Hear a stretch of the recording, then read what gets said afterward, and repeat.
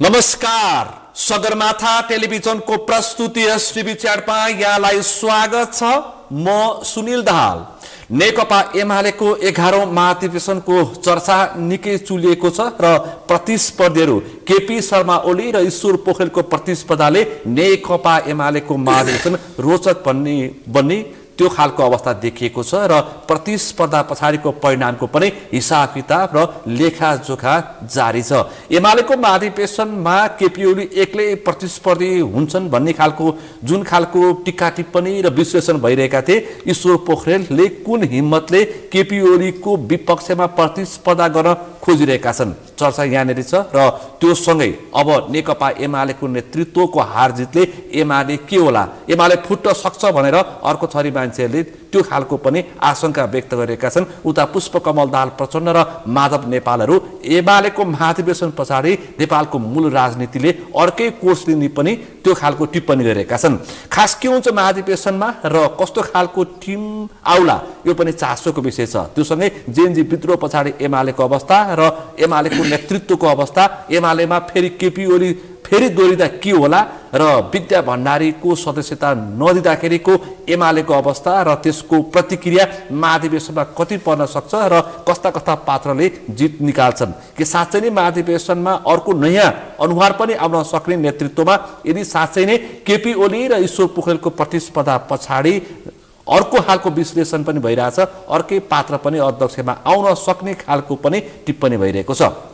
आज हामी विशेष गरी नेकपा एमालेको महाधिवेशन, त्योसँगै प्रतिस्पर्धीको आकांक्षा र त्योसँगै जेएनजी विद्रोह पछाडिको एमाले र विशेष गरी सरकारको गतिविधि र त्योसँगै एमालेमा अहिलेको बस बनेको यो गौरी बहादुर कार्की नेतृत्वको आयोगमा ओलीको बयानको विषय पनि चर्चाको विषय बनेको छ महाधिवेशनसँग जोडेर। आज हामी यिनै समसामयिक विषयवस्तुमा केन्द्रित रहेर छलफल गर्दैछौँ। आजको यो छलफलमा मसँग सहभागी हुनुहुन्छ नेकपा एमालेका पोलिट ब्युरो सदस्य पूर्व मन्त्री नेता पुरुषोत्तम पौडेल।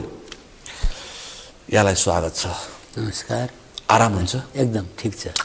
अब एमालेको 11औं महाधिवेशनले एमालेलाई महाधिवेशनमा होमिसकेको छ। अब सबै आकांक्षीहरूले आफ्नो प्रतिस्पर्धाको पदको सार्वजनिक गरिरहेका छन्। तपाईँ चाहिँ अब ईश्वर पोखरेलको समूहमा विश्वास राख्नुहुन्छ र कुन चाहिँ पदमा प्रतिस्पर्धा गर्नुहुन्छ? म छलफल यहाँबाट प्रारम्भ गर्छु, त्यसपछि खास खास विषयमा प्रवेश गर्छु। यस्तो छ, नेकपा एमालेको 11औं महाधिवेशन भइराखेको छ। यो महाधिवेशन मूलत नेतृत्व चयन सम्बन्धी महाधिवेशन नै हो। हामीले गएको भदौ 21-22 विधान महाधिवेशन गऱ्यौँ। विधान महाधिवेशन पछि महाधिवेशन चाहिँ मङ्सिरमा गर्ने कुरा करिब करिब चाहिँ तय नै थियो। तर बिचमा चाहिँ नि भदौ 23-24 एउटा विशिष्ट खालको घटना यो देशमा घट्यो, जसले सरकारमा पनि फेरबदल ल्यायो, राजनीतिक संरचनामा फेरबदल ल्यायो, आमूल परिवर्तन ल्याइदियो, नेपालको राजनीतिक पोजिसनमा चाहिँ समस्या प्रश्न खडा गरिदियो, देशको जुन लोकतान्त्रिक आन्दोलनमै सङ्कट ल्याइदियो, संविधानमै सङ्कट ल्याइदियो, विभिन्न किसिमका सङ्कटहरू सँगसँगै पार्टीहरूमा पनि सङ्कट ल्यायो। यो स्थितिमा हाम्रो पार्टीको महाधिवेशन भइराखेको छ। यो महाधिवेशनमा म पनि मेरो पार्टीको केन्द्रीय कमिटीको सचिव पदमा उम्मेदवारी दिने सोच बनाइरहेको छु र बनाएको छु। अब सोच सचिवमा तपाईँ तयारी गर्दै हुनुहुन्छ। समूह चाहिँ कुन चाहिँ? यस्तो छ, समूह भने चाहिँ अहिले सबै प्रश्नै खोलिसकेको छ। समूह भन्ने चाहिँ नि को कता भन्ने कुरा चाहिँ अहिले त्यति क्लियर भएको छैन। तर मेरो कुरा के हो भन्दाखेरि हाम्रो देशमा जुन अहिले परिवर्तनका स्थितिहरू देखिएका छन्, जुन सङ्कटको स्थिति देखिएको छ, पार्टीमा जुन सङ्कट देखिएको छ, लोकतन्त्रमाथि प्रश्न मान्छेहरूले उठाइरहेको अवस्था छ, लोकतन्त्रकै पोजिसन के हुने हो भन्ने पनि केही समय त कुरा उठ्यो होइन। यो परिस्थितिमा परिवर्तनलाई स्वीकार गरेर हामी अगाडि बढ्नुपर्छ। जनमतको चाहिने भावनालाई स्वीकार गरेर हामी अगाडि बढ्नुपर्छ। यसका निम्ति नेकपा एमाले लगायतका दलहरूले पनि परिवर्तनका पक्षमा आफूलाई खडा गर्नुपर्छ भन्ने मेरो कुरा हो। र यस सन्दर्भमा हाम्रो पार्टीको नेतृत्वमा पनि हाम्रो पार्टीको अध्यक्ष कमरेड केपी शर्मा ओली 2 टर्म काम गरिसक्नु भएको छ। उहाँले 11 वर्ष अध्यक्ष भएर काम चलाउनु भयो होइन। अब चाहिँ नयाँलाई चाहिँ बाटो उहाँले छोडिदिनुपर्छ भन्ने मेरो कुरा हो। किनभने तपाईँलाई थाहा छ हाम्रो पार्टी अध्यक्ष केपी शर्मा ओलीले 8औं राष्ट्रिय महाधिवेशनमा पार्टीमा लोकतान्त्रिकरण भन्ने एउटा प्रस्ताव राख्नु भएको हो। त्यो पार्टीमा लोकतान्त्रिकरण भन्ने प्रस्तावका 4वटा मुख्य विशेषता थिए। पहिलो कुरा के थियो भने पार्टी बहुपदीयमा जानुपर्छ, बहुपदीय प्रणालीमा जानुपर्छ। त्योभन्दा एमालेमा बहुपदीय प्रणालीको बहस गर्ने केपी शर्मा ओली। त्योभन्दा अगाडि हाम्रो पार्टीमा महासचिव मात्र एउटा पद थियो, शक्तिशाली र कार्यकारी। उहाँले बहुपदीय प्रणालीमा जानुपर्छ भन्ने प्रस्ताव राख्नुभयो। अध्यक्ष, उपाध्यक्ष, महासचिव, सचिवका कुरा आए। त्यसपछि त्यो सँगसँगै बहुपदीय मात्रै होइन सामूहिक नेतृत्व प्रणालीमा जानुपर्छ भन्ने कुरा राख्नुभयो। त्यो एजेन्डा ल्याउने पनि केपी शर्मा ओली। सामूहिक नेतृत्व प्रणाली भन्नुको अर्थ पार्टी एउटा व्यक्तिले चलाउने होइन, एउटा नेताको आदेशमा चलाउने होइन, नेताको सनकमा चल्ने होइन। पार्टी भनेको नेतृत्व समूहको सामूहिक नेतृत्वमा चाहिँ चल्नुपर्छ भनेर दोस्रो चाहिँ एजेन्डा थियो। त्यसको तेस्रो एजेन्डा के थियो भन्दाखेरि पार्टीमा अब नेतृत्वलाई चाहिँ निक्लिने र पस्ने चाहिँ बाटो खोलिदिनुपर्छ। त्यसकारण एउटा पदमा, एउटा कार्यकारी पदमा एउटा व्यक्ति 2 कार्यकालभन्दा रहन पाउँदैन, रहनु हुँदैन भन्ने त्यसैसँग गाँसिएको विषय थियो। त्यो भन्ने पनि केपी शर्मा ओलीकै कार्यक्रममा त्यो प्रस्तावमा त्यो छ। पार्टीमा लोकतान्त्रिकरण भन्ने प्रस्तावै उहाँले पार्टीमा पेश गर्नुभएको छ र त्यो पुस्तकै छापिएको छ। 8औं राष्ट्रिय महाधिवेशनको दस्तावेजको रूपमा छापिएको छ त्यो। अनि चौथो ज्यादै महत्त्वपूर्ण कुरा के छ भने 70 वर्षको कार्यकाल पनि उहाँले नै प्रस्ताव गर्नुभयो। यसरी बहुपदीय प्रणालीमा जाने, सामूहिक नेतृत्व प्रणालीमा जाने, 2 कार्यकालभन्दा एउटा कार्यकारी पदमा नबस्ने, अनि त्यसपछि 70 वर्षको उमेर भएपछि रिटायरमेन्ट लिनुपर्ने। यो 4वटा राजनीतिबाट बाहिरिनु अत्यन्तै महत्त्वपूर्ण, अत्यन्त सान्दर्भिक, अत्यन्त जरुरी कुरा उहाँले राख्नु भएको थियो। तर आज त्यो महाधिवेशनले सर्वसम्मतिले पास गर्यो। तर आज ठ्याक्कै उल्टो छ आजको। अब बहुपदीय त कायम छ। सामूहिक नेतृत्व प्रणाली चाहिँ कमजोर हुँदै गयो। सामूहिक नेतृत्व प्रणाली कमजोर हुँदै जाँदाखेरि के हो त भन्दा विभिन्न पदका नेताहरू, अध्यक्ष पार्टी चलाइरहनु भएको छ, उपाध्यक्षहरू के गरिरहनु भएको छ थाहा छैन, महासचिव सङ्गठन चलाइरहनु भएको छ, उपमहासचिवलाई थाहा हुँदैन, सचिवहरूलाई थाहा हुँदैन। यस्तो अवस्था आयो। सामूहिक नेतृत्व प्रणालीबाट हामी बाहिरियौँ। भन्दा सामूहिक नेतृत्व प्रणाली तर प्र्याक्टिस र गतिविधिमा ठिक उल्टो। 70 वर्ष कार्यकालको उमेर हदको कुरा पनि हटाइदियौँ हामीले। अस्तिको विधानमा आदेश तपाईँले पहिल्यै चाहिँ हामीले केन्द्रीय कमिटीले निर्णय गरेर हटाएर चाहिँ त्यसलाई चाहिँ खोलिदियौँ। त्यसपछि विधान महाधिवेशनले त 2 कार्यकाल पनि हटाइदियो, 70 वर्ष पनि हटाइदियो। अब हामी जतिखेर पनि जति वर्ष पनि काम गर्न सक्ने भयौँ। यो स्थिति छ। त्यसैले हाम्रो कुरा के छ भने अध्यक्ष कामरेडले जे कुरा ल्याउनु भयो 8औं राष्ट्रिय महाधिवेशनमा, 9औं राष्ट्रिय महाधिवेशनमा पनि त्यही कुरा थियो, 10औंमा चाहिँ सम्म त्यही थियो भने 11औंमा किन हटाउने? त्यो नहटाइदिउँ र नयाँ नेतृत्वलाई बाटो खोलिदिउँ भन्ने हाम्रो कुरा छ। त्यो सम्भव छ त? अब केपी ओली रौन्जेल अब त्यो सम्भावना देख्नुहुन्छ तपाईँ? यस्तो हो, सम्भावना भन्ने कुरा सधैँ रहन्छ, असम्भव भन्ने कुरा दुनियाँमा केही पनि छैन। तपाईँलाई म भन्छु केपी ओली कमरेडै हुनुहुन्छ। उहाँ हुँदै उहाँले गर्न सक्नुहुन्छ, उहाँले भन्न सक्नुहुन्छ महाधिवेशनको उद्घाटन समारोहपछि बन्द सत्रमा आएर ल तपाईँहरू चाहिँ अगाडि आउनुहोस्, को आउनुहुन्छ भन्न पनि सक्नुहुन्छ। यो त तपाईँहरूको अपेक्षा र कुरा कल्पना हो। अपेक्षा मात्रै होइन, उहाँको स्वभावले पनि त्यो बताउँछ। उहाँ अनायास नेतृत्व लिन सक्ने मान्छे हो, उहाँ देशलाई पनि बुझ्न सक्ने मान्छे हो, कार्यकर्ताहरूको मनोवृत्तिलाई पनि बुझ्न सक्ने मान्छे हो, अनि देशको आवश्यकता पनि कतिपय चाहिँ समयमा चाहिँ राम्ररी ठम्ब्याउन सक्ने मान्छे हो उहाँ।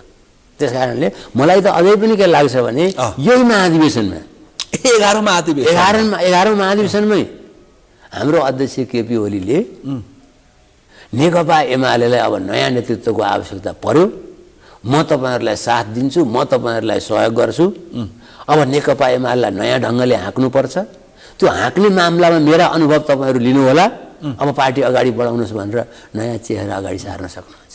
भनेपछि म पनि प्रतिस्पर्धा गर्दिनँ, म केपी ओली पनि प्रतिस्पर्धा गर्दिनँ, मसँग प्रतिस्पर्धा गर्न आइरहेका ईश्वर पोखरेल पनि गर्दैन, अब कि विष्णु पौडेल कि शङ्कर पोखरेल कोहीको नाम लिएर मानौँ त्यो सम्भावना हुनसक्छ।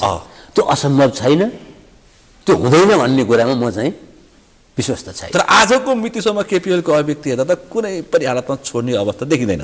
उहाँले भन्नुभएको छ म उम्मेदवार घोषणा कहाँ गरेको छु र, म उम्मेदवार कहाँ भएको छु र, तपाईँहरू मलाई उम्मेदवार भनेर जबरजस्ती ठेल्दै हुनुहुन्छ भन्नुभएको छ उहाँले। त्यो पनि बताइरहनु भएको छ। त्यो बताइरहनु भएको छ। दुई थरी कुरा सुन्दैछौँ हामी, भित्र तयारी अध्यक्षको, बाहिर त्यसो भन्दै हुन्छ सञ्चार माध्यमका बीच। त्यो पनि हुनसक्छ, त्यो पनि हुनसक्छ। अब उहाँ अध्यक्षमा लड्नुभयो भने अर्को कमरेड पनि त लड्न तयारै हुनुहुन्छ, ईश्वर कमरेड पनि लड्न तयार हुनुहुन्छ, दुईजना चाहिँ समकक्षी नै हुनुहुन्छ होइन। ईश्वर पोखरेल पनि कमजोर मान्छे होइन, ईश्वर पोखरेल पनि कोके कालदेखि नै कम्युनिस्ट पार्टी हो चाहिँ केन्द्रीय सदस्य भएर काम गर्नुभएको मान्छे हो। उहाँ धेरै लामो समय दोस्रो मान्छे भएर बस्नुभयो, 2 टर्म महासचिव हुनुभयो, 1 टर्म वरिष्ठ उपाध्यक्ष हुनुभयो होइन। अहिले पार्टी अध्यक्षको दाबी स्वाभाविक हो। अहिले उहाँले पार्टी अध्यक्ष दाबी गर्नु त स्वाभाविक हो नि। वरिष्ठ उपाध्यक्षले अध्यक्ष म हुन्छु भन्ने कुरा सामान्य हो नि। त्यो अहिले यस्तो जेएनजी विद्रोह पछाडि एमाले रक्षात्मक अवस्थामा पुगेको, एमालेका पार्टी कार्यकर्ता नेताहरू यस्तो अवस्थामा पुगेको, आफ्नो एमालेको अत्यन्तै मनोबल गिरेको बेलामा केपीओलीको विकल्प खोज्नु भनेको चाहिँ एमालेमाथि अपराध गर्नु भन्छन् फेरि अर्को थरीले। यस्तो एक थरीको तर्क त्यो छ हेर्नुहोस्। तपाईँ यसलाई कतिखेर विकल्प खोज्ने, कतिखेर नेतृत्व हस्तान्तरण गर्ने। तपाईँलाई म एउटा कुरा बताउँछु, संसारका तपाईँ पोलिटिकल पार्टीहरूका नेतृत्व चाहिँ नि का विकल्प कतिखेर आएका छन्, कतिखेर हस्तान्तरण भएका छन् हेर्नुहोस् त तपाईँ। पार्टी नेतृत्व परिवर्तन कि सङ्कटको बेलामा हुन्छ कि सहज वातावरणमा हुन्छ। सहज वातावरणमा यस कारणले हुन्छ कि नयाँ नेतृत्वलाई काम गर्न सजिलो होस् भनेर। सङ्कटको बेलामा यस कारणले हुन्छ कि पुरानो नेतृत्व चाहिँ नि ले सङ्कट ल्यायो, या उसको कारणले सङ्कट आयो, या उसको कारण नभए पनि अरू कुनै कारणले सङ्कट आए पनि त्यो सङ्कटबाट बाहिर निक्लिँदा पार्टीमा नयाँ नेतृत्व चाहिन्छ उत्साह जगाउनलाई भन्ने हिसाबले ल्याइन्छ। तपाईँ विभिन्न देशका लोकतान्त्रिक पार्टीहरूको चाहिँ नेतृत्व परिवर्तनलाई हेर्नुभयो भने अब हामी कहाँ के भयो भन्दाखेरि यो प्रश्न तपाईँको विधान महाधिवेशनभन्दा पहिला पनि उठ्यो। विद्या कमरेडले म पार्टीको नेतृत्व गर्छु भन्नुभयो, त्यो आशय व्यक्त त्यो बेलामा तपाईँको चाहिँ पार्टी यसरी चाहिँ रजधज भइराखे बेलामा, जगजग भइराखे बेलामा, पार्टी नेता पार्टी अध्यक्ष चाहिँ प्रधानमन्त्री भइराखे बेलामा नेतृत्व परिवर्तनको कुरा गरेर पार्टीलाई कमजोर बनाउने भन्ने विषय उठ्यो। अब अहिले चाहिँ जेएनजी विद्रोहपछि पार्टी सङ्कटमा आयो, पार्टीमाथि चुनौती आए, पार्टीमाथि तपाईँको चाहिँ हमला बोलियो, या पार्टीका कार्यक्रमहरूमाथि नै हमला बोलिए। हमला त यतिसम्म बोलिए कि पार्टीका कार्यालयहरू ध्वस्त पारिए, नेताहरूका घर ध्वस्त पारिए। एक किसिमको सङ्कट हो नि त यो, देशमै सङ्कट आयो। त्यो सङ्कटले नेकपा एमालेलाई नछुने त कुरा भएन। एमाले कार्यकर्ता भनेर सडकमा विशेष गरी एमालेमाथि चाहिँ त्यो आक्रमण केन्द्रित भयो। त्यो आक्रमण एमालेमाथि केन्द्रित हुनुको चाहिँ प्रहारको केन्द्र चाहिँ हाम्रो अध्यक्षलाई त्यतिखेरका प्रधानमन्त्रीलाई बनाइयो। जेएनजी आन्दोलन पछाडि धेरै समय पछाडि तपाईँको बारा जिल्लामा त्यसको बाछिटा देखिरहेछ अनि अन्त पनि देखिन सक्छ। त यो बेलामा चाहिँ नि पार्टी चाहिँ नेतृत्व परिवर्तनका कुरा गर्ने भन्ने कुरा पनि आइराखेको छ। तर सङ्कटको बेलामा नेतृत्व परिवर्तन हुँदैन भन्ने कुरा होइन। संसारका प्र्याक्टिसहरू तपाईँ हेर्नुभयो भने यही देख्नुहुन्छ, नेतृत्व परिवर्तन कि सङ्कटको बेलामा हुन्छ कि सहज बेलामा हुन्छ, नत्र भने तपाईँको त्यो नेतृत्व परिवर्तन कहिले हुने त? सहजमा पनि हुँदैन, सङ्कटमा पनि हुँदैन भने एउटै नेतृत्व सधैँ बसिरहने। हामीले भनेको के हो भने, नेकपा एमाले भनेको के हो भने, मदन भण्डारी जनताको बौद्ध जनवाद ल्याउँदाखेरि तपाईँले चाहिँ जब कार्यक्रम हेर्नुभयो संसारमा कम्युनिस्ट पार्टीहरू किन फेल भए? एउटै नेतृत्व सधैँ बसिरहने, चाउचास्कु सधैँ नेता भइरहने, होचिमिन्न पनि सधैँ नेता भए, किमिलसुङ जीवनभरि नेता हुने, नेता किमिलसुङ छोरा नेता हुने, छोरापछि नाति हुने। यो प्रवृत्तिबाट चाहिँ कम्युनिस्ट पार्टी अगाडि बढ्न सक्दैन। अब कम्युनिस्ट पार्टीले पनि आफूलाई लोकतान्त्रिकरण गर्नुपर्छ, नेतृत्व परिवर्तनको ढोका खोल्नुपर्छ भनेर मदन भण्डारीले के भन्नुभयो भने, पहल कदमी, प्रतिस्पर्धा र श्रेष्ठता हासिल गर्ने, श्रेष्ठले नेतृत्व गर्ने, पार्टीभित्र पनि आन्तरिक लोकतन्त्रलाई खुला गर्ने, बहुलवादी विचारलाई लिने, सबैका विचार सुन्ने, पहल कदमीलाई स्वीकार्ने, जसले राम्रोसँग पहल कदमी गर्छ उसले प्रतिस्पर्धा गर्छ, नेतृत्वमा चाहिँ श्रेष्ठता हासिल गर्छ, पार्टी नेता हुन्छ, अनि ऊ जनतामा जान्छ, जनतामा पनि प्रतिपक्षीहरूसँग पनि लडेर श्रेष्ठता हासिल गर्छ। तपाईँ पार्टीभित्र प्रतिस्पर्धा गर्नु दिनुहुन्न भने त्यसले बाहिर प्रतिस्पर्धा कसरी गर्छ? भनेपछि आजको दिन मदन भण्डारीको जबजको पार्टी र साधकी नेता मनोमनको पार्टी एमाले छ त? कसैले छैन। एमाले त त्यही हो, एमाले त्यही हो। एमाले त्यही हो। तर त्यो त्यो त्यो नेकपा एमाले छैन आज। नेकपा एमाले बन्नुमा पुष्पलालको योगदान छ, ब्याकग्राउन्ड छ, मदन भण्डारीको विचारको प्रभाव छ, मनमोहनको सादगीको प्रभाव छ। अहिले हामीसँग भएका थुप्रै नेताहरू, हामीसँग नभएका पनि धेरै नेताहरू, माधव नेपालदेखि सिंहबिनालीसम्मका लगानी यो पार्टीमा छ। अहिले भएका नेताहरूको केपी ओली लगायतका नेताहरूको पनि लगानी छ, ईश्वर पोखरेलको क्रियाशीलता पनि छ। यो सबै भएर एमाले बन्यो। तर एउटा कुरा साँचो के हो भने एमालेले लिएको विचार भनेको मदन भण्डारीले अघि सार्नु भएको जनताको बहुदलीय जनवादी विचार नै हो। हामीले त्यो विचारबाट हामी दायाँमा भएका छैनौँ। अहिले पनि जनताको बहुदलीय जनवादले भनेको कुरा के हो भने नेतृत्व जनतामा गइरहनु पर्छ। पार्टी नेता कार्यकर्तामा गइरहनु पर्छ, खारिरहनु पर्छ, माझिरहनु पर्छ, अनुमोदित भइरहनु पर्छ। अनुमोदित नभइकन कोही नेता हुन पाउँदैन। अनि प्रतिस्पर्धा नभइकन कोही अनुमोदित हुन्छ? हुँदैन। अनि कसैले प्रतिस्पर्धा गर्न आयो भनेपछि अनि खबरदार, नेतृत्वलाई खतरा बनायो, यस्तो बेलामा आयो, उस्तो बेलामा आयो। महाधिवेशन बोल्ने होइन, जे बोल्छु त्यही म हुन्छ, त्यसरी नै महाधिवेशन सकिन्छ भनेर केपी ओलीले भनिसके। महाधिवेशन किन गरे? हेर्नुहोस्, कम्युनिस्ट पार्टीको सर्वोच्च निकाय भनेको महाधिवेशन हो। तपाईले कहीँ बोल्न पाउनु भएन, महाधिवेशनमा गएर बोल्ने हो। तपाईले कहीँ कुरा राख्न पाउनु भएन, महाधिवेशनमा गएर राख्ने हो। विधान अधिवेशनमा तपाईको समस्या कहीँ समाधान भएन। विधान अधिवेशनमा सबैले बोलिसके, महाधिवेशनमा नेतृत्व चयन गर्यो। तपाईको समस्या कहीँ समाधान भएन, महाधिवेशनमा गएर समाधान गर्ने हो। अब तपाईले भन्नु विधान महाधिवेशनमा भइसकेको छ। विधान महाधिवेशनमा के भइसकेको छ? अहिले तपाईलाई म एउटा प्रश्न गर्छु। विधान महाधिवेशनमा हामीले विधान पारित गर्यौं हो। त्यतिखेर विधान पारित गर्दाखेरि हाम्रो पार्टीको पुरानो विधानमा पदाधिकारी 19 जना थियो। 19 जना पदाधिकारी थियौं हामी, हाम्रो पार्टीका नेताहरू। उपाध्यक्ष 7 जना, अध्यक्ष 1 जना, महासचिव 1 जना, उपमहासचिव 3 जना, सचिव 7 जना। 7 दूना 14, 15, 16, 17, 18, 19। अब अहिले तपाईको चाहिँ विधान महाधिवेशनले घटाएर 15 मा झार्यो। फेरि अब 25 मा पुर्याउने कुरा हुँदैछ। त विधान महाधिवेशनको सर्वोच्चता खण्डित भएन?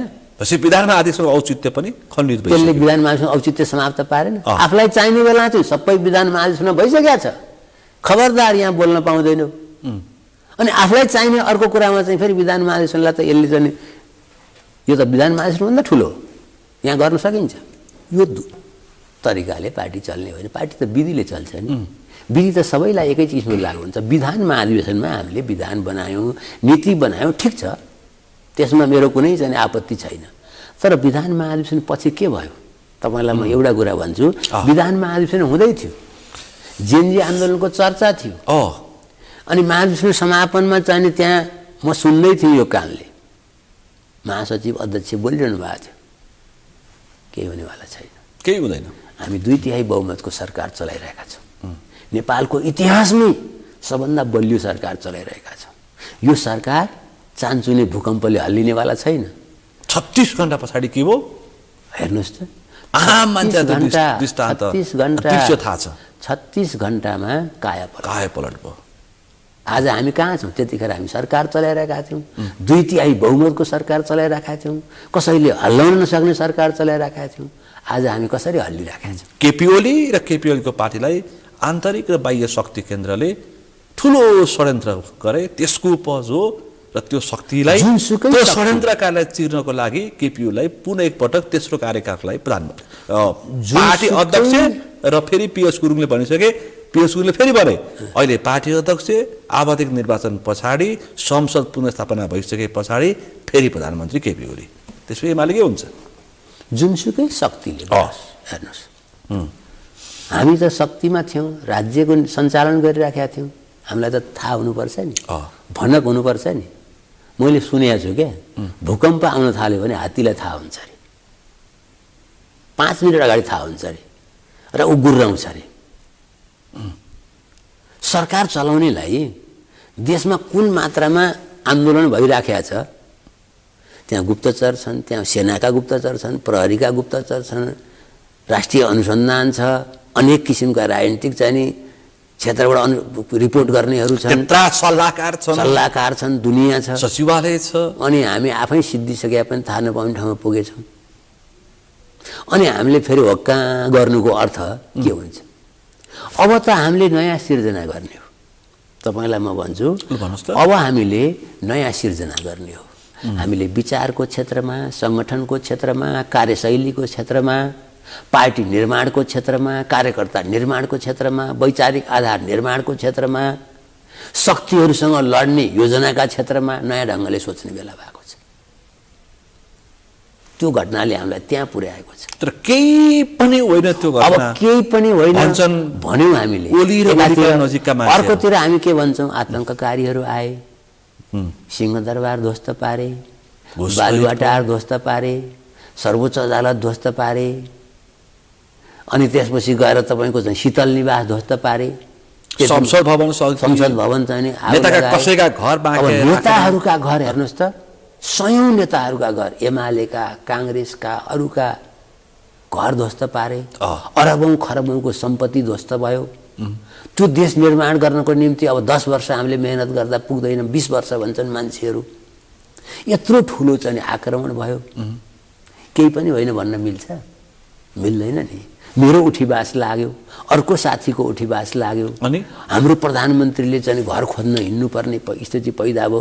पूर्व प्रधानमन्त्री जो हाम्रो पार्टीको अध्यक्षले अहिले ओली कुटी बनाउनु परिरहेछ भक्तपुर। यो चान्चुने कुरा होइन, अनि यो चान्चुने आक्रमण होइन। यो म त भन्छु जोसुकैले गरोस्, यसमा देशी विदेशी अनेकौं शक्तिहरू होलान्, हुन सक्छन्, होइन? अहिले म यही भनेर म चाहिँ ठम्ब्याउन सक्दिनँ, तर जोसुकै गरोस्, यसले देशको लोकतन्त्रमाथि आक्रमण गर्यो, यसले देशको सार्वभौम सत्तामाथि आक्रमण गर्यो, यसले हाम्रो देशको विकास, निर्माण र प्रगतिमाथि आक्रमण गर्यो।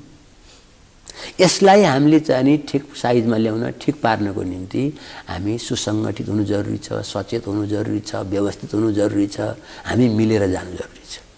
महाधिवेशन प्रतिनिधिहरूले यो यति गम्भीरताका साथ सोच्ने हैसियत अथवा त्यो हिम्मत गर्छन्? यस्तो महाधिवेशन प्रतिनिधि प्राय चाहिँ सचेत मान्छे नै आउँछन्, चुनिएर नै आउँछन्। तपाईँलाई म भनौँ, नेकपा एमालेमा अहिले जति प्रतिनिधि आएका छन् नि, ती 30 वर्ष 40 वर्ष राजनीति गरेका योग्यतम मान्छेहरू आएका छन्। अवसर नपाएका एमाले बनाएका मान्छेहरू आएका छन्, मेहनत गरेका एमाले बनाएका, देशको निम्ति पनि काम गरेका, सामाजिक परिवर्तनको निम्ति काम गरेका, स्थानीय तहमा जनता र देशलाई सेवा पनि गरेका मान्छेहरू आएका छन्। उनीहरूले कुरा राम्रोसँग बुझ्दछन्। कुरा नबुझ्ने स्थिति चाहिँ अहिले कसको छ भन्दा, सीमित घेरामा बस्ने, सीमित मान्छेहरूको सूचना मात्रै लिने, सीमित मान्छेहरूका कुरामा मात्रै लाग्ने नेताहरू छन् हामीसँग अहिले। हाम्रा नेताहरूले आधारभूत तहको तल ग्राउन्डमा काम गर्ने आधारभूत वर्ग भन्छौँ हामी, किसान, मजदुर, श्रमजीवी, रिक्सावाल, ठेलावाल अनि कृषि मजदुर, यो वर्गको कुरा सुन्ने अवस्थै छैन। हामी गाउँ गयौँ भने पार्टी कम्युनिस्ट, गाउँ गयौँ भने हामी पोजेरो स्कर्पियोमा जान्छौँ, मञ्चमा चढ्छौँ, आशीर्वाद दिन्छौँ, आफ्ना आशीर्वचन सुनाएर फर्केर आउँछौँ। अनि पार्टी चाहिँ वर्ग सङ्घर्षको कुरा गर्छ। अनि हाम्रो पार्टी त कम्युनिस्ट पार्टी त सर्वहारा वर्गको पार्टी हो, मजदुर वर्गको पार्टी हो, श्रमजीवी वर्गको पार्टी हो, गरी खानेहरूको पार्टी हो नि त। कुनै समय कम्युनिस्ट पार्टी त मार्क्सवाद लेनिनवादलाई अहिले पनि हाम्रो पार्टीले आफ्नो विचारधाराको रूपमा स्वीकार गरेको छ। मार्क्सवाद लेनिनवादको बढी धनी नै त्यही मार्क्सवाद लेनिनवाद र माओवादका कार्यकर्ताहरू। मार्क्सवाद लेनिनवादको नेपाली संस्करण जनताको बौद्धले जनवाद, जसले जनताको जनवादी अधिनायकत्व भन्छ, जनताको जनवादी अधिनायकत्व। मार्क्सवादले सर्वहारा वर्गको अधिनायकत्व भन्यो, हाम्रो जनताको बौद्ध जनवादले के भन्यो भने जनताको जनवादी अधिनायकत्व। भन्नुको अर्थ जनताबाट खारिएका नेताहरूको, कार्यकर्ताबाट अनुमोदित भएका नेताहरूको पार्टी हो यो भन्यो। त्यस्तो छ त एमाले पार्टी आजका दिनमा? त्यस्तै थियो, आज छ त? अहिले केही प्रश्न उठिएको छ, अहिले 3टा क्षेत्रमा प्रश्न उठिएको छ। तपाईलाई म भनौँ, एउटा विचारधाराको क्षेत्रमा पनि प्रश्न उठिएको छ। त्यसमा त स्खलन भइसक्यो। एमाले मार्क्सवादी लेनिनवादी नै हो त? के एमाले साँच्चै मदन भण्डारीले भने जस्तो जनताको बौद्धले जनवादलाई मानेर हिँडेको छ त? के एमाले मदन भण्डारीले भने जस्तो मजदुर किसानको राज्य ल्याउने बाटोमा हिँडिरहेको छ त? यो प्रश्न उठिएको छ, जनताको शङ्का बढिएको छ। दोस्रो, नेकपा एमालेको आन्तरिक लोकतन्त्रमा पनि प्रश्न उठ्याछ। मदन भण्डारीले के भन्नुभयो भने तपाईँ आन्तरिक लोकतन्त्रलाई बलियो बनाउनुहुन्छ भने अनि बाह्य लोकतन्त्रलाई तपाईँले व्यवस्थित ढङ्गले प्रयोग गर्न सक्नुहुन्छ। एक, आन्तरिक लोकतन्त्रलाई बलियो बनाउनुहुन्छ भने तपाईँका वरिपरि हजारौँ जनता र क्षमता भएका मान्छेहरू आउँछन्, किनभने उनीहरूलाई लाग्छ कि एमालेमा प्रतिस्पर्धा गर्न पाइन्छ, प्रतिस्पर्धा गरेर आफ्नो क्षमता देखाउन पाइन्छ, क्षमता देखाइयो भने एमालेमा नेतृत्व गर्न पाइन्छ भन्ने विश्वास जाग्छ। त्यो भएपछि एमालेमा अरू राम्रा क्षमतावान मान्छे आउँछन्। होइन, तपाईँले प्रतिस्पर्धालाई बन्द गर्नुभयो, नोमिनेसन गर्न थाल्नुभयो भने क्षमतावान मान्छे आउँदैनन् अनि प्रशंसक र भजन मण्डली मात्रै आउँछन्। त्यसकारण त त्यसकारण अब नेकपा एमाले मदन भण्डारीको जनताको बहुदलीय जनवाद छोडेर केपी पथको सृजना गर्दैछ भनेर चर्चा सुरु भइसकेको छ। अब केपी पथ मैले त त्यस्तो सुनेको छैन, केपी पथ चाहिँ सुनेको छैन। जबज नै सुनेको छु, मार्क्सवाद लेनिनवाद नै सुनेको छु, जनताको बहुदलीय जनवाद नै सुनेको छु। होइन, त्यस्तो चाहिँ मैले सुनेको छैन। एमालेको रोडम्याप भनेको अब केही भजनीयहरूले त्यसो पनि भन्न सक्छन्, भन्न थालेछु। जो भजन गाएर फाइदा लिन्छन् नि, तपाईँको पञ्चायती कालमा मैले सुन्ने गर्थेँ चाकडी चुक्ली चाप्लुसी भनेर। चाकडी चुक्ली चाप्लुसी, चाकडी गरेर पद लिने, चुक्ली लगाएर पद लिने, चाप्लुसी गरेर पद लिने। अनि ती पद लिनेहरूले त्यस्तै भन्नु पर्यो। मदन भण्डारीले मदनवाद ल्याउँ भनेको थिएँ। मदन भण्डारीलाई मदनवाद भन्नु यसलाई। मैले भने, उहाँले भन्नुभयो मदनवाद होइन, जनताको बहुदलीय जनवाद हो। मैले जनताको निम्ति यो विचार ल्याएको हुँ, मैले नेकपा एमालेको निम्ति यो ल्याएको हुँ। नेकपा एमाले जनताको पार्टी हो, मदन भण्डारीको पार्टी होइन भन्नुभयो उहाँले। आज तपाईँको चाहिँ नि कतिपय मान्छेहरूले त्यसै गरी केपी ओली कमरेडलाई पनि प्रशंसाको पुल बाँधेर अनि त्यसपछि आई लभ यू हेर्नुहोस्, हामी त कम्युनिस्ट पार्टीका कार्यकर्ता हो नि, कम्युनिस्ट पार्टीका नेता हो नि। हामीले लभ गर्ने भनेको देशलाई हो नि, हामीले लभ गर्ने भनेको जनतालाई हो नि, गरिबलाई हो नि, किसानलाई हो नि, मजदुरलाई हो नि, गरी खानेहरूलाई हो नि, रिक्सावाल ठेलावाललाई हो नि, दलितहरूलाई हो नि त, पीडित महिलाहरूलाई हो नि त। हामीले त चाहिँ आम जनता जो आधारभूत क्षेत्रमा काम गर्छन्, दुःख पीडित भएका मान्छेहरूलाई त्यसका निम्ति काम गर्ने हो नि त। हामीले भनेको राज्य त तपाईँको जसका कोही छैन त्यसका निम्ति राज्य भने हो नि त कम्युनिस्टहरूले त। उपल्लो वर्गका निम्ति त राज्य सधैँ छ, तर तल्लो वर्ग आधारभूत वर्ग जोसँग राज्य छैन, जोसँग समस्या छ, शिक्षाको समस्या, स्वास्थ्यको समस्या, कृषिमा समस्या छ, खानपानको समस्या छ, आवासको समस्या छ, तिनका निम्ति काम गर्ने राज्य हामीले ल्याउने हो। तिनलाई हामीले प्रेम गर्ने हो, तिनलाई हामीले सङ्गठित गर्ने हो, तिनका भावनालाई हामीले चाहिँ बोकेर हिँड्ने हो भनेर भने हो नि त कम्युनिस्ट पार्टीले, मार्क्सवादले, जनताको बहुदलीय जनवादले। केपीबा आई लभ यूको पनि विपक्ष, झोलेको पनि विपक्ष, बाको पनि विपक्ष। मदन भण्डारीले त्यही भन्नुभयो, मनमोहन अधिकारीले त्यही भन्नुभयो, पुष्पलालले त्यही भन्नुभयो। त्यसरी चल्दैन रे, धेरै मान्छे केपीबाले भनेको अब त्यसरी चल्दैन। समय यो पनि केपीबाले भने हो कि भजनीयहरूले भने हो, म चाहिँ छुट्याउन सकेको छैन। मलाई त लाग्छ भजनीयहरूले केपीबालाई त्यहाँ लाँदैछन्, त्यसरी जानु हुँदैन। त्यो ठाउँ जनताको नेता, हेर्नुहोस्, जनताको नेता, कम्युनिस्ट पार्टीको नेता, मार्क्सवादलाई मान्ने नेता, जनताको बहुदलीय जनवादलाई मान्ने नेताको पहिलो मित्र भनेको जनता, किसान हो, मजदुर हो, गरिब हो। तपाईँले त्यसो भन्दा तपाईँले अस्तिको 23 र 24 गतिको जेएनजी विद्रोहलाई पनि आत्मसात गर्नु भएन? होइन, 23 र 24 को जेएनजी विद्रोह जुन थियो नि, तपाईँलाई म भन्छु त्यसका दुईटा पाटा छन्। मैले आँखा चिम्लेर त्यसलाई आत्मसात गर्ने समर्थन गर्न सक्दिनँ। अघिल्लो दिनको जुन पाटो थियो, उनीहरूले जुन ढङ्गले आन्दोलन सुरु गरे, जुन ढङ्गले त्यहाँ अनुशासन बनाए, जुन ढङ्गले उनीहरू अगाडि आए, त्यसलाई मैले पोजिटिभली लिएको। उनीहरूले सामाजिक सञ्जाल खुला गर, भ्रष्टाचार अन्त गर, सुशासन कायम गर, हामी शान्तिपूर्ण हिँड्छौँ, हामी हिंसा गर्दैनौँ, हामी तोडफोड गर्दैनौँ, अनि नेपो बेबीहरूको जगजगीको अन्त्य गर, अनि हामी नातावाद कितावाद आफन्तवादलाई समाप्त गर। यी कुराहरूलाई हामीले चाहिँ नेगेटिभ रूपले लिनुपर्ने जरुरी छैन, त्यसलाई पोजिटिभली लिनुपर्छ, सकारात्मक। तर भोलिपल्ट जुन भयो, एउटा तपाईँलाई म भनौँ, हामी भाडामा संसद चलाइरहेका थियौँ। त्यो संसद भवनको त कुनै दोष थिएन, कुनै अपराध थिएन, भ्रष्टाचारीहरूको थलो बन्यो। त्यसकारण संसद भवन चाहिँदैन, फेरि चुनाव हुँदैन। राष्ट्रपति भवनको त कुनै दोष थिएन, सर्वोच्च अदालत त कुनै दोष थिएन। सर्वोच्च अदालत तिनै जानु परिरहेछ नि त अहिले, जसले आगो लगाए तिनै अदालतमा जानु परिरहेछ। अहिले मुद्दा उनीहरूको त्यही परिराखेको छ। तर यो ज्ञानहीनता, यो घटना जुन भयो, या त ज्ञानहीनताले भयो, या त अपराधिक तत्त्वहरूको उक्साटमा भयो, जे भए पनि बेठिक भयो, जनताको आक्रोश बन्छ, राष्ट्रका विरुद्ध भयो, जनताको आक्रोश पोख्ने पनि ठाउँ हुन्छ। त्यसकारण बेठिक ठाउँमा आक्रोश पोखियो, त्यसको परिणाम देशले भोग्नु परिराखेको छ, जनताले नै भोग्नु परिरहेको छ। संसद यसको म विपक्षमा छु।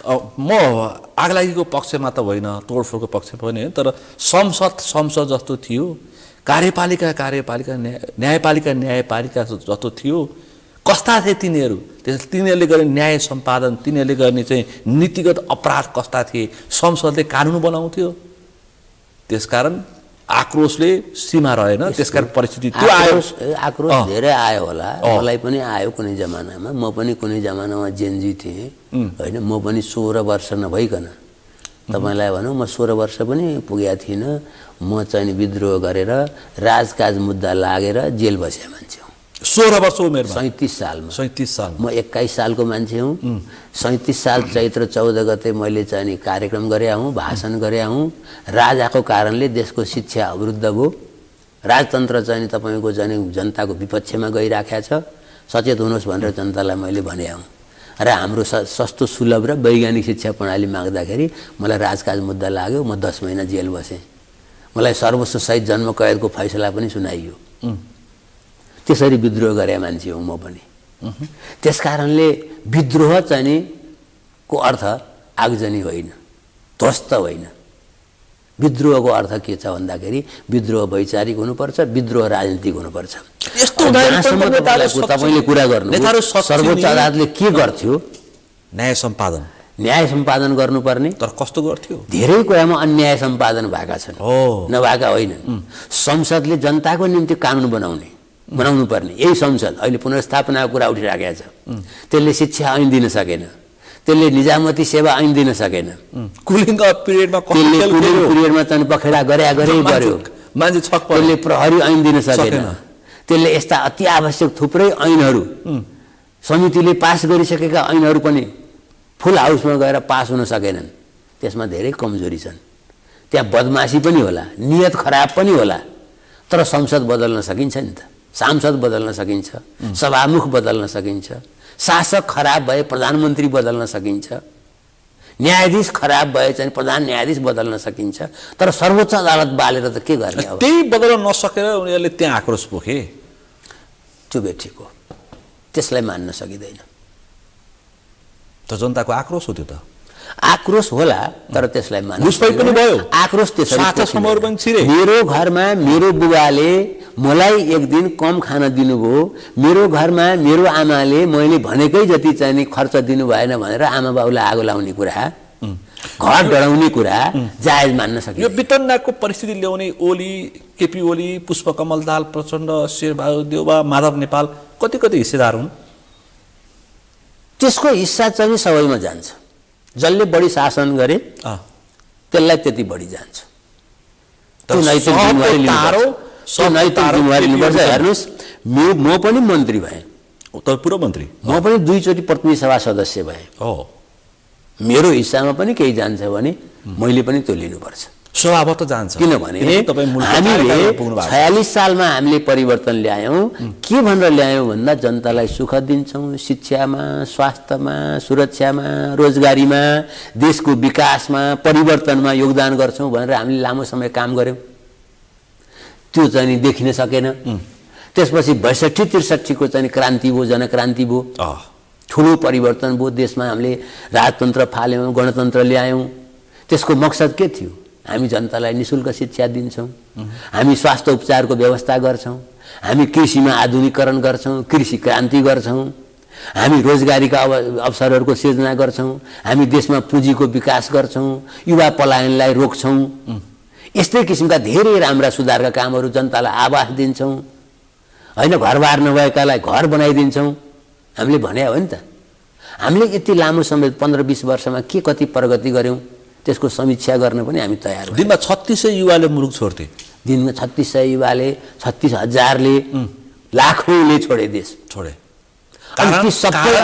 ती सबै मान्छे देश छोडे जसले त्यो हाम्रो शासकीय प्रवृत्तिको विरुद्धमा छन्, उनीहरूलाई लागिरहेको छ हामी शासनमा बस्यौं यी शासकहरूले आफू बने घर बनाए राम्रा राम्रा लुगा लगाए राम्रो राम्रो गाडी चढे 3 पुस्ते बने प्राडो चढे करोडका घडी लगाए अनि लाखौंका घडी लगाए करोडका जुत्ता लगाए जुत्ता लगाए यस्ता चाहिँ आरोपहरूले हामी माथि अमल ठडाइरहेका छन् 3 पुस्ता हामी यति धेरै परिवर्तन आफूमा गर्न सक्ने तर आधारभूत जनतामा परिवर्तन दिन किन सकेनौं यसको समीक्षा हुनु पर्दैन तर केपी ओली तयार छैन यसको समीक्षा हुनुपर्छ यसको समीक्षा गर्न केपी ओली तयार हुनुपर्छ यसमा समीक्षा गर्न प्रचण्ड तयार हुनुपर्छ माधव नेपाल तयार हुनुपर्छ केपी ओली तयार हुनुपर्छ शेरबहादुर सबै नेताहरू जसले यो अवधिमा प्रधानमन्त्री भएर मन्त्री भएर प्रमुख भएर सभामुख भएर काम गरे ती सबैले जवाफ दिनुपर्छ त्यसको जवाफ जनताले अब मैदानमा खोज्छन् चुनावमा तपाई जाँदाखेरि जनताले खोज्छन् जवाफ केपी ओली शेरबहादुर देउवा फेरि मिल्ने र आकस्मिक निर्णय आउन सक्छ भनेर केपी ओलीले बोलिसक्नुभयो यस्तो छ उहाँहरू मिल्न सक्नुहुन्छ पार्टीहरू अस्तिको मिलाइले यस्तो ध्वंस भयो अर्को मिलाइले एमाले पनि नराख्ने अस्तिकै मिलाइमा पनि जे कुरा गरियो त्यो काममा व्यवहारमा देखाइदिए भए संविधान संशोधन भयो संविधान संशोधन प्रक्रिया अगाडि बढाइदिए भए भ्रष्टाचारीहरूलाई कारबाही गर्ने कुरामा चाहिँ अलिकति तदारुकता देखाइदिए भए समस्या कम आउँथ्यो होला तर आज यी चिजहरूमा हाम्रा कमीहरू छन् त्यसको समीक्षा गर्नुपर्छ नेकपा एमालेको महाधिवेशनमा पनि हामीले केही बहस गर्नुपर्छ छलफल गर्ने पर्छ भनेका यिनै विषय हुन् यो चाहिँ नि जेनजी विद्रोह पछि जुन परिस्थिति सिर्जना भएको छ नयाँ परिस्थिति सिर्जना भएको छ सत्तामा भएका हामी प्रतिपक्षमा पुगेका छौं हामी सडकमा पुगेका छौं सत्तामा अरु आएका छन् बहुदलीय व्यवस्था हाम्रो देशको हो निर्दलीय मान्छेहरू शासन गरिरहेका छन् दलहरू चाहिँ शासन बाहिर छन् यो के परिवर्तन आएको हो यसको समीक्षा गर्नुपर्छ यसमा बहस गर्नुपर्छ र नयाँ निष्कर्ष निकालेर लोकतन्त्रलाई सुदृढ गर्ने बाटोमा हामी अगाडि जानुपर्छ र त्यसको नेतृत्व एमालेले गर्नुपर्छ भनेर हामीले माझमा छलफल गर्न नपाउने यो हुन सक्दैन छलफल नीतिगत कुरा त केही पनि हुँदैन मत हाल्ने फर्किने छलफल हुन्छ उस्तै पाराले केपी ओलीलाई मात्रै हाल्ने केपी ओलीको समूहलाई हाल्ने अरु त्यसपछि फर्किने नबोल्ने भनेको छ बोल्यो कि पोल्यो भनेको छ तपाईलाई मैले अघि भन्दै थिए कम्युनिस्ट पार्टीको महाधिवेशन भनेको सर्वोच्च निकाय हो त्यसमा चुनिएर प्रतिनिधि आउँछन् चुनिएर आएका प्रतिनिधिहरूले पार्टीका नीतिका बारेमा विचारका बारेमा सिद्धान्तका बारेमा निर्वाचनका बारेमा नेताका बारेमा छलफल गर्ने हक राख्छन् अधिकार राख्छन् त्यो हक र अधिकार कसैले पनि खोज्न सक्दैन अहिलेको हाम्रो केन्द्रीय कमिटी अहिलेको हाम्रो नेतृत्व आयोजक हो उ निर्णायक होइन निर्णायक भनेको महाधिवेशन हल हो यो त अहिले महाधिवेशन आयोजक समिति हो आयोजक हो निर्णायक भनेको हल हो त्यहाँ चाहिँ तपाईको बन्द सत्र सुरु हुन्छ बन्द सत्र सुरु भएपछि अध्यक्ष मण्डल गठन हुन्छ अध्यक्ष मण्डलले तपाईको ल भन्नुस् त कसैलाई म बोल्न दिन्न आँट छ ताकत छ सक्दैन त्यो परिस्थिति आयो भने के हुन्छ परिस्थिति आयो भने मान्छेहरू उठ्छन् मुकाबिला हुन्छ बोल्छन् कुरा राख्छन् बहस गर्छन् तडक भडक हुन्छ मुकाबिला हुन्छ तछाड मछाड हुन्छ तर वैचारिक हुन्छ शालीन हुन्छ शालीन हुन्छ वैचारिक हुन्छ भाड्ने गरी हुँदैन अगाडि बढ्ने गरी हुन्छ व्यवस्थित गर्ने गरी तपाईहरुको अर्को चाल अर्कै छ रे फेरि यहाँ यो चेन्जी विद्रोहको 23-24 गतेको गौरीबहादुर कार्कीको नेतृत्वमा जुन छानबिन आयोग बनेको छ यही अधिवेशनको बीचमै केपी ओलीलाई चाहिँ बयानमा पठाउनु पर्छ भनेर ईश्वर पोखरेलका मान्छेहरू ज्यान फाला लागिरहेछन् वाहियात उद्देश्य केपी ओलीलाई त्यहाँ लगाएर हुर्मत दिने वाहियात कुरा हो झुट कुरा हो भ्रम हो यो यस्ता भ्रमको पछाडी कोही पनि लाग्नु हुँदैन तपाईले हेर्न सक्नुहुन्छ केपी ईश्वर पोखरेलको वक्तव्य तपाई हेर्न सक्नुहुन्छ ईश्वर पोखरेलले अगाडि राखेका विचार हेर्न सक्नुहुन्छ त्यहाँ प्रष्टै भन्नु भएको छ उहाँले नम्बर 1 छानबिन आयोग जुन बन्या छ यो आफै पूर्वाग्रह बोकेर बनेको छ र यसको चाहिँ जुन अध्यक्ष हुनुहुन्छ उहाँले पहिल्यै चाहिँ नि आफ्नो विचार फल्ना के गर्नुपर्छ भनेर भनिसक्नु भएको छ नम्बर 1 कुरा नम्बर 2 कुरा चुनावको घोषणा गरिएको छ अनि त्यसपछि नेताहरूलाई चाहिँ स्थान हदका कुरा गरिएको छ यो बेठिक हो र यसो गर्न मिल्दैन पाइदैन भन्ने कुरा उहाँले राख्नु भएको छ तर बयानमा चाहिँ जानुपर्छ भन्नु भएको छ नम्बर 3 कुरा बयानमा जाने जहाँसम्म कुरा हो हैन उहाँले त्यो भन्नु भएको छ हैन तर बयानमा अहिले जानुपर्छ आज जानुपर्छ भोलि जानुपर्छ भन्नु भएको छैन तर दाउपेच ईश्वर पोखरेल पक्षको दाउपेच चाहिँ 29 भित्रै नै बयानमा लगेर केपी ओलीलाई कारबाही गरेपछि कारबाहीको प्रक्रिया सुरु भएपछि केपी ओलीको केपीओलको मनोबल गिरेपछि अनि त्यस पछाडि केपीओलले मात्र बाटो लाग्छन् भन्ने विश्लेषण भइरहेछ। बाहिरका केही मान्छेहरूका कल्पना हो नि ईश्वर यो विषय त पोखरेललाई अधिवेशनको मुख्य एजेन्डा नरुचाउने प्रवृत्ति छन्। ती प्रवृत्तिहरूले फेसबुकमा त्यस्तो लेख्छन्। यी फेसबुकहरूका कुरा केपीओली यो बयानको विषय केपीओलको बयानको विषय अहिले महाधिवेशनको मूल एजेन्डा बनेको छैन। बहस त्यसमा छ छैन यताले त्यही बोलिरहेछन् छैन। त्यो नेताहरूले केही नेताहरूले बोलेको कुरा हो। अहिले बहसको विषय भनेको त्यो छैन। बहसको विषय के छ भन्दाखेरि नेतृत्व चाहिँ नि हस्तान्तरण गर्ने कि नगर्ने भन्ने हो, नयाँ नेतृत्वलाई बाटो खोल्ने कि नखोल्ने भन्ने हो, नीतिलाई चाहिँ व्यवस्थित गरेर जाने कि नजाने भन्ने हो, कार्यशैलीमा सुधार गर्ने कि नगर्ने भन्ने हो, हाम्रो वैचारिक धरातललाई स्पष्ट पारेर चाहिँ अझ चाहिँ राम्रोसँग अगाडि बढाउने कि नबढाउने भन्ने हो, हाम्रो पार्टीको चाहिँ जुन सामूहिक नेतृत्व प्रणालीलाई स्थापित गर्ने कि नगर्ने भन्ने हो। तपाईको सचिवको पदको उम्मेदवारी आयो भने के को लागि आउँछ त्यसो भए? मेरो चाहिँ म सचिवको पदको उम्मेदवारी जुन म भन्दैछु म उम्मेदवार त आउँछ नै, म उम्मेदवार हुने होइन। ईश्वर पोखरेलको प्यानलबाट आउँछ। म चाहिँ तपाईँको त मलाई त चाहिँ खुल्ला छु नि। म त तपाईँ प्यानल खुल्ला छु होइन। मेरो विचार यस्तो छ, म खुल्ला छु होइन। म त के भन्छु भन्दाखेरि अध्यक्षहरू लड्नुहोस्, प्यानल नबनाए पनि हुन्छ भन्छु। हाम्रो पार्टीको सिस्टम भनेको हामीले बनाएको सिस्टम भनेको हरेकले व्यक्तिगत रूपमा लड्ने सिस्टम हो होइन। यो 8औं महाधिवेशनमा चाहिँ प्यानल बनाइयो, 9औं महाधिवेशनमा अझ त्यसलाई चाहिँ उ गरियो होइन। पहिले हामी चुनाव लड्थ्यौँ तर हामी व्यक्तिगत रूपमा लड्थ्यौँ। त्यो गरे पनि राम्रो हुन्छ भन्ने मेरो चाहिँ सुझाव अझै पनि छ। अब जहाँसम्म कुरा छ मैले गर्ने कुरा भनेको चाहिँ नम्बर 1 पार्टीलाई नीतिगत रूपले व्यवस्थित गर्नुपर्छ, वैचारिक रूपले शार्प बनाउनुपर्छ, क्लियर बनाउनुपर्छ। बहुदलीय जनवादका चाहिँ आधारहरू हामीले भनेका छौँ, बहुदलीय जनवादलाई मान्छौँ। अहिले हामी देश समाजवादमा प्रवेश गर्दैछौँ। समाजवाद निर्माणको आधार निर्माण गर्ने हाम्रो चाहिँ कार्यनीति हो, समाजवाद निर्माण हाम्रो रणनीति हो। यसलाई हामी क्लियर गरेर जानुपर्छ। आधारभूत तहका जुन किसान मजदुर वर्गलाई सम्बोधन गर्ने गरी पार्टी अगाडि बढ्नुपर्छ। तिनका एजेन्डाहरूलाई उठाउनुपर्छ पार्टीले। यो खालि सत्ताको चाहिँ खेलो फड्कोमा लागेर हुँदैन, सत्तामा चिप्केर मात्रै हुँदैन। सत्ता भनेको जनताका निम्ति भएन भने त्यो सत्ताको अर्थ हुँदैन भन्ने मेरो कुरा छ। र यो कुरा 10 वर्षमा 6 वर्ष एमाले सत्तामा छ। त्यसकारणले दोस्रो कुरा पार्टीलाई सामूहिक नेतृत्व प्रणालीमा लानुपर्छ। निजत्व चाहिँ खडा पार्टीमा भयो भने, व्यक्तिवाद खडा पार्टीमा भयो भने, देवत्वकरण पार्टीमा भयो भने कम्युनिस्ट पार्टी जुन लोकतान्त्रिक कम्युनिस्ट पार्टी टिक्न सक्दैनन् भन्ने मेरो कुरा हो। सामूहिक नेतृत्वमा जानुपर्छ। नम्बर 3 पार्टीमा चाहिँ यो पहलकदमी प्रतिस्पर्धा र श्रेष्ठताको कुरालाई खुला गरिनुपर्छ। त्यहाँ कुनै बन्देज लाग्नु हुँदैन र श्रेष्ठ मान्छेहरू जो योग्यतम मान्छेहरू नेतृत्वमा आउने वातावरण बनाउनुपर्छ। त्यसको निम्ति नेतृत्वले सहजीकरण गर्नुपर्छ भन्ने मेरो कुरा छ। यी लगायतका सामाजिक परिवर्तनका एजेन्डाहरूलाई स्थापित गरेर नेकपा एमालेलाई अब पुरानो ढङ्गले चलाउन पनि सकिँदैन। युग पनि परिवर्तन भएको छ, डिजिटल युगमा गएको छ, आधुनिक युगमा गएको छ। त्यो अनुसार चाहिँ आफूलाई पनि रूपान्तरण गर्नुपर्छ भन्ने कुरा छ। तेस्रो हाम्रो देशको चाहिँ स्थिति के छ भन्दाखेरि अहिले भू राजनीतिको खेलको अखाडा हुँदैछ। देशको भविष्यमा पनि प्रश्न उठिराखेका छ। दुई ठुला देश हाम्रो दायाँ बायाँ छन्, अरू कसैले हामीलाई खेलाउने प्रयास गरिराखेका छन्।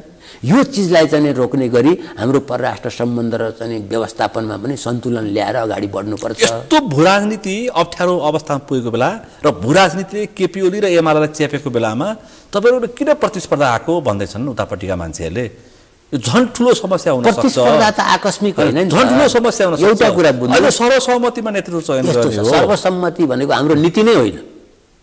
कहाँ छ हाम्रो पार्टीमा सर्वसम्मति भनेर भनेको? जनताको बहुजनवादले कहाँ सर्वसम्मति? श्रेष्ठता कसरी हासिल हुन्छ? केही मान्छेका लाइकका मान्छेलाई नेता बनाएर श्रेष्ठता हासिल हुन्छ? योग्यतम मान्छेहरू आउन सक्छन्? सक्दैनन्। सर्वसम्मति कसरी हुन्छ? हाउसमा सर्वसम्मति गर्न सक्छ? छैन त्यो। त्यसकारणले गर्दाखेरि तपाईँको यस्तो बेलामा भन्ने होइन, महाधिवेशन भन्दा नियमित प्रक्रिया हो नि। महाधिवेशनले गर्ने काम के हो त? नेतृत्व चयन हो। अनि नेतृत्व चयनमा चाहिँ प्रतिस्पर्धा गर्न नदिने महाधिवेशनले गर्ने काम के हो? वैचारिक बहस गर्ने हो, राजनीतिक छलफल गर्ने हो, नीतिमा छलफल गर्ने हो, विधिमा छलफल गर्ने हो। अनि विधिमा नीतिमा छलफल गर्न नहुने, नेतृत्व पनि तपाईँको चाहिँ प्रतिस्पर्धा गर्न नपाउने भनेपछि त महाधिवेशन किन महाधिवेशन सार्दै भइगयो नि, हटाइदिए भइगयो नि। एक वर्ष अगाडिको नियमित काम के हो भन्दाखेरि अध्यक्षको राजनीतिक प्रतिवेदन पेश हुने, त्यसमा छलफल हुने, पास हुने। ईश्वर पोखरेलको पनि छलफल हुने, बहस हुने, पास हुने। ईश्वर पोखरेलको सँगसँगै त्यो पनि आउला हो महासचिवको सांगठनिक प्रतिवेदन पेश हुने, छलफल हुने, पास हुने, अरू चाहिँ समसामयिक प्रस्तावहरू पेश हुने, छलफल हुने, पास हुने कार्यसूची। त्यसपछि नेतृत्व चयन गर्ने, प्रतिस्पर्धा जहाँ जहाँ उम्मेदवारी हुन्छ त्यहाँ प्रतिस्पर्धा हुन्छ, भोट गर्ने, निष्कर्ष निकाल्ने, जहाँ जहाँ चाहिँ जुन जुन पदमा चाहिँ एउटै उम्मेदवारी पर्यो भने गर्ने, त्यो घोषणा गर्ने। त्यो महाधिवेशनको नियमित कार्यसूची हो। त्यो नियमित कार्यसूचीबाट महाधिवेशन दायाँ बायाँ गर्दैन, कार्यसूचीमै छलफल हुन्छ। दायाँ बायाँ भयो भने हुँदैन, त्यो हुन सक्दैन, दायाँ बायाँ हुन सक्दैन। दायाँ बायाँ लैजाने प्रयास भयो भने प्रयास हुन सक्छ, तपाईहरु स्वीकार्ने पक्षमा हुनुहुन्न। त्यो हामी स्वीकार्दैन। अब केपी ओलीले जिते सकियो, केपी ओलीले हारेर अनि ईश्वर पोखरेलले जितेको अवस्था र त्यसपछि एमाले अनि फेरि ईश्वर पोखरेलको समूहले हारेको अवस्था, त्यसपछि एमाले के होला? जुनसुकैले जिते पनि जुनसुकैले हारे पनि, किनकि केपी ओलीसँग केपी ओलीसँग प्रतिस्पर्धा गर्ने मान्छेहरू प्राय अहिले एमाले छैनन्। एउटा कुरा बुझ्नुहोस् क्या, जुनसुकैले जितोस् जुनसुकैले हारोस्, एमाले नै रहन्छ। तर प्रतिस्पर्धी एमालेका नेताहरू कार्यकर्ताहरू, एमालेका नेता एमालेका कार्यकर्ता रहन्छन्। तपाईहरु जस्तो प्रतिस्पर्धी नरहन सक्छन्। कसैले सोचे होला, कसैले सोचे होला, भनिसके नि मानव नेपाल हार्नुभयो प्रचण्डले भनिसके नि ईश्वर पोखरेल हार्नुभयो भने हामीतिर आउनुहुन्छ भनेर कसैले सोचे होला, भनिसके। पुरुषोत्तम पौडेल हार्नुभयो भने हामीतिर आउनुहुन्छ भनेर सोचे होला। यो युग छैन। अब यो तपाईले लेखेर राख्नुहोस्। फाटाफुट्टा कुनै कुनै व्यक्तिले चाहिँ रिस उठ्ने आदि इत्यादि कुरा होला, तर आम रूपमा नेकपा एमालेमा प्रतिस्पर्धी मान्छेहरू, नेताहरू, अगुवाहरू प्रतिस्पर्धा गरेरै बसेका छन्। मलाई तपाईँ भन्नुहुन्छ भने म 8औं महाधिवेशनमा हारेको हुँ, 9औं पनि हारेको हुँ। 12 वर्ष म कमिटी विहीन भएर नेकपा एमालेमा बसेका मान्छे हुँ। 12 वर्ष। 59 सालको म केन्द्रीय सदस्य हुँ। 65 मा केन्द्रीय कमिटीमा हारेपछि म 65 देखि 78 सम्म 10औं महाधिवेशनसम्म बिना कमिटीमा बसेका मान्छे हुँ। एमाले त्यस्तो पार्टी हो। बिना कमिटीमा पनि एमाले बस्न सकिन्छ, बस्न मजासँग सकिन्छ। म त्यो बिना कमिटीमा बसेर म सांसद भएँ, मन्त्री भएँ। म केन्द्रीय कमिटीमा थिइनँ, म कुनै गाउँ कमिटीमा पनि थिइनँ, म प्रदेश कमिटीमा पनि थिइनँ। त त्यसकारणले एमाले त्यस्तो पार्टी हो। एमालेमा त्यस्ता कार्यकर्ताहरू छन्, एमालेमा त्यस्ता नेताहरू छन् जसले लोकतन्त्रलाई स्वीकार गर्छ। त्यो कुनै समय कुरा रे। अहिले केपी ओलीको नेतृत्वमा अब तपाईले उदाहरण दिनुभयो भीम रावल पनि पार्टी छोडेर गएका होइन। मैले त माधव नेपालदेखि झलनाथ, भीम रावलदेखि घनश्यामसम्म कुरा गर्छु नि, हैन? कोही पनि छैन एमालेमा ओलीसँग पौठकेजोरी खोज्नेहरू को छन्? खोज्नुपर्छ कि आत्मसमर्पण गर्नेहरू छन्? तपाईँ भन्नु न, केपी ओलीसँग प्रतिस्पर्धा गरेर माधव नेपाल पनि बसेकै हुन् त। पछि नेकपा बनेपछि त्यो दुर्घटना भएको हो, होइन? अब त्यसलाई हामीले चाहिँ नि अपवादको रूपमा लिनुपर्छ। त्यो गर्नु हुँदैन थियो। उहाँले, माधव नेपालले एमाले छोडेर जानु हुँदैन थियो। उहाँले गल्ती गर्नुभयो, त्यसको परिणाम उहाँले नै भोग्नुहुन्छ। तर अब मैले भन्छु यो महाधिवेशनमा जुन प्रतिस्पर्धा हुन्छ, जुन परिणाम आउँछ, त्यो प्रतिस्पर्धा र परिणामलाई स्वीकार गर्ने गरी, लोकतान्त्रिक अभ्यास हुने गरी, त्यसलाई स्वीकार गर्ने गरी, एमाले भित्रको आन्तरिक लोकतन्त्रलाई चाहिँ अभ्यास गर्ने गरी र त्यो अभ्यासको परिणाम स्वीकार गर्ने गरी प्रतिस्पर्धा गर्छन् साथीहरूले। तर केपी ओलीले फेरि तेस्रो कार्यकालको लागि पनि जित निकाले भने केपी ओली छोइ नसक्नुका हुन्छन्, होइन? केपी ओली झन् नरम हुनुहुन्छ। उहाँलाई पनि केपी ओली छोइ नसक्नु, उहाँलाई झन् गाह्रो हुन्छ। उहाँलाई झन् गाह्रो हुन्छ। तपाईँलाई म भन्नुहोस् त। 10औंमा उहाँलाई गाह्रो थिएन, किनभने थोरै चाहिँ मत मात्रै विपक्षमा थियो। अहिले त चाहिँ सिधै टक्कर हुन्छ, नेक टु नेट हुन्छ। बराबरीको टक्कर हुन्छ। तपाईँ नयाँ कुरा गर्नुभयो, बराबरीको टक्कर हुन्छ। तपाईँले भन्दै हुनुहुन्छ ईश्वर पोखरेल जित्न पनि सक्नुहुन्छ, त्यो कुनै असम्भव कुरा छैन। केपी ओलीले जित्न पनि सक्नुहुन्छ। आन्तरिक लोकतन्त्र हो। आन्तरिक लोकतन्त्रमा दुईटा उठेपछि एउटाले जित्छ। जित्ने नेता हुन्छ, हार्नेले चाहिँ उसलाई चाहिँ स्वीकार गरेर जानुपर्छ। केपी ओलीले स्वीकारेर बस्लान् त? बस्नुपर्छ। उहाँले भन्नुभएको छ म हारेँ भने पनि स्वीकार गर्छु। यदि हार स्वीकार गर्न सकिँदैन भने प्रतिस्पर्धा गर्नु हुँदैन। हार स्वीकार गर्नु हुँदैन भने प्रतिस्पर्धा गर्नु हुँदैन। त्यसैले म तपाईँलाई भन्छु नि, केपी कमरेडले अझै पनि आश्चर्यजनक निर्णय लिन सक्नुहुन्छ। सरप्राइज निर्णय लिन सक्नुहुन्छ। त्यसकारणले तपाईँ त्यो पर्खेर बस्नु होला। तर उहाँका मान्छे के भन्छन्, पार्टीमा संगठनात्मक अराजकहरू छन्, तिनीहरूलाई पाखा लगाउनु पर्छ। धेरै राम्रो पाखा लगाइदिए हुन्छ। भन्नुहुन्छ उहाँ। तर केपी कमरेड फेरि के गर्नुहुन्छ केपी कमरेडले भन्ने तिनीहरूलाई थाहा हुँदैन, भइसकेपछि थाहा पाउने हो। अहिले गुन्नुबाट चलिरहेछ एमाले। अन्त गुन्नुबाटै चले मेची महाकालीको एमाले खुम्चेर गुन्नुबाट चलिरहेछ। यसो हो, गुन्नुमा उहाँ बस्नुहुन्छ, त्यसको अर्थ त्यो लाग्दैन। तर प्रश्न के छ भन्दाखेरि केपी ओली हाम्रो जुन अध्यक्ष हुनुहुन्छ कामरेड केपी ओली, उहाँले के गर्नुहुन्छ भन्ने कुरा उहाँले गरिसकेपछि थाहा पाउने मान्छेहरूका कुरा सुनेर हामीले निर्णय गर्नु हुँदैन। पछि के त्यसमा त एमाले प्राइभेट लिमिटेड कम्पनी रहेछ होइन, केहीले बनाउन खोजेका छन्, थोरै मान्छेले त्यो अभ्यास गरिराखेका छन्। कहिलेकाहीँ 2-4 जनाले मात्रै पार्टी चलाएको जस्तो देखिन्छ एमालेमा। अस्ति जेएनजी विद्रोह पछाडि त्यसैले हामी भन्दैछौँ देखियो, त्यसैले हामी भन्दैछौँ सामूहिक नेतृत्व प्रणाली स्थापित गर्नुपर्छ। केही व्यक्तिहरूले पार्टी चलाएर चल्ने होइन, केही व्यक्तिका विचार मात्रै पार्टीका विचार हुँदैनन्, केही व्यक्तिका भावना मात्रै पार्टीका भावना हुँदैनन्, केही व्यक्तिका इच्छा मात्रै पार्टीका इच्छा हुँदैनन्, केही व्यक्तिका चाहिँ तपाईँको चाहना मात्रै पार्टीका चाहना हुँदैनन्। नेकपा एमालेमा 5.5 लाख सङ्गठित सदस्य छन् जसले पार्टीलाई कुत बुझाउँछन्, लेबी बुझाउँछन्। सङ्ख्या घट्यो केपीओलीको कारणले। अस्ति जेएनजी विद्रोह पछाडि एमालेको सदस्यता लिने इच्छा शक्ति राख्नेहरू घटे। त्यस्तो होइन, केही सङ्ख्या घटबड एमालेमा भइराखेका हुन्छ महाधिवेशनको बेलामा, तर आधारभूत रूपमा हाम्रो पार्टी सदस्य सङ्ख्या यस्तै हो। तर महाधिवेशन प्रतिनिधि त्यही ढङ्गले आएका छन्, मजाले केपीओलीको पक्षमा सोच विचार गरेर आएका छन्, सर्वसम्मतिको नाममा त्यसरी आएका छन्। तपाईँले सक्नुहुन्छ? हामी त सक्ने भनेरै लडिरहेका छौँ नि, सक्छौँ भनेर लड्या हो नि, नसक्ने भए किन आँट गर्थ्यौँ लड्ने। नेकपा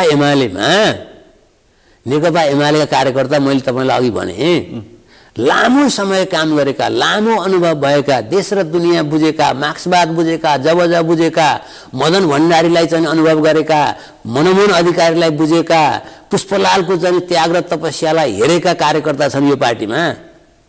तिनले त त्यो सबै कुरा हेरेर विचार गर्छन्। तपाईँले हेर्नु भएन 10औं महाधिवेशनमा सबभन्दा बढी भोट कसले ल्यायो?